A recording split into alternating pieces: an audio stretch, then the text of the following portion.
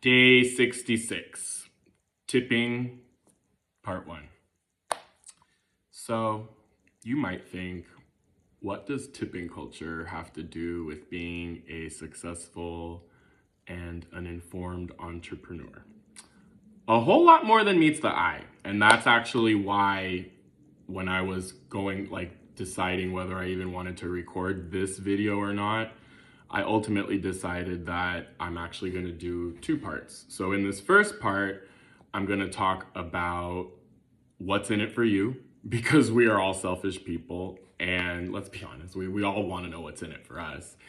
And I just think that when people have this mentality that they just flat out and straight up don't tip, that comes from a scarcity mindset aside from being cheap.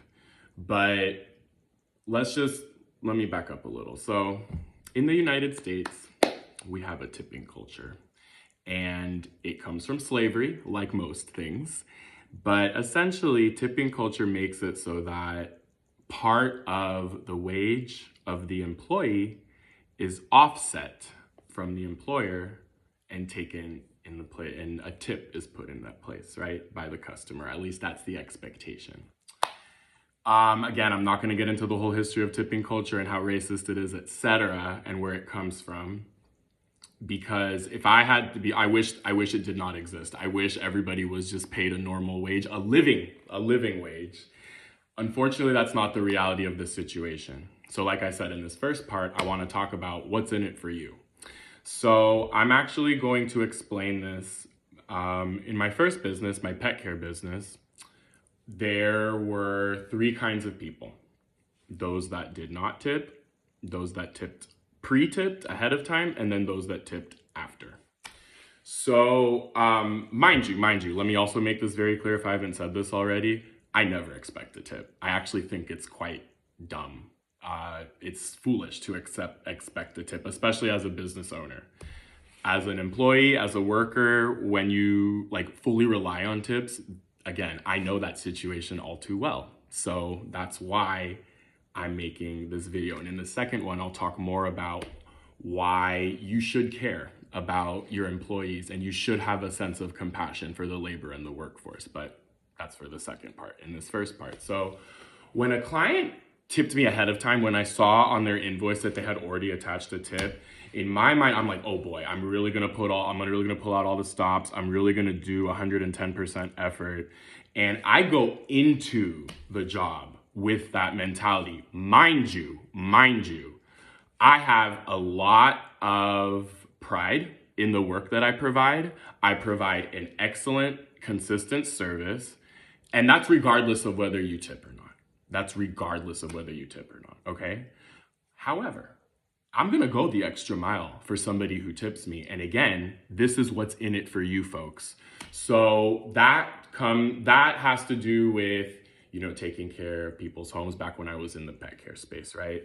So even though taking out the trash, doing the dishes, bringing in the mail is pretty routine, but when you're just in there dropping into clean litter boxes or something, or walk a dog, you're not necessarily expected to take the trash out. You're not necessarily expected if there's a few dishes. Those are just nice little touches that I would add because I want to do something a little extra for the people who did a little extra for me. Okay, and if this part isn't resonating with any of you, let me skip to my next business, the one I'm currently in, tourism. So, okay. People that do not tip me, and again, I'm a business owner, I don't need your tips, okay? I provide I will take a ton of pictures for you on my tour, I'll give you all the best factoids, etc.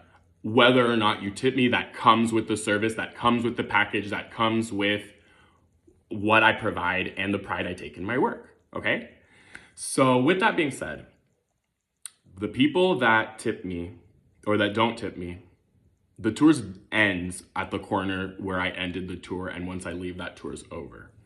So unless they tip me on a Venmo link or whatever, what I'm getting at is that you would be surprised, or maybe not, how many of my guests contact me. Usually they DM me on Instagram, and what I find is really interesting is that I know that after I give them my link tree at the end of the tour, They ignored about 3 or 4 tipping links before they finally get to my social media, follow me, and then start asking me questions.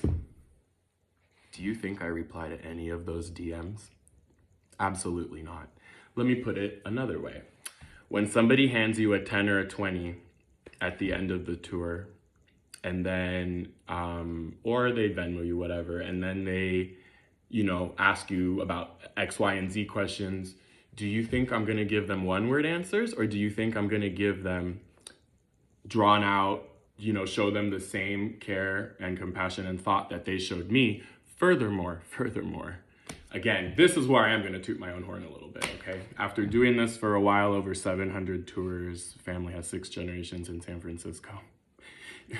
Do you really not think that $10 or $20 that I am not going to be able to provide you with over $100 that will save $100 in tips? So save you over $100 on your vacation. I'd argue that $10 or $20 is actually really worth it. Whether or not you decide to tip, I'm not here to convince anybody. I just want to give a different perspective. Again, I wish tipping culture did not exist and that everybody just got paid a living wage.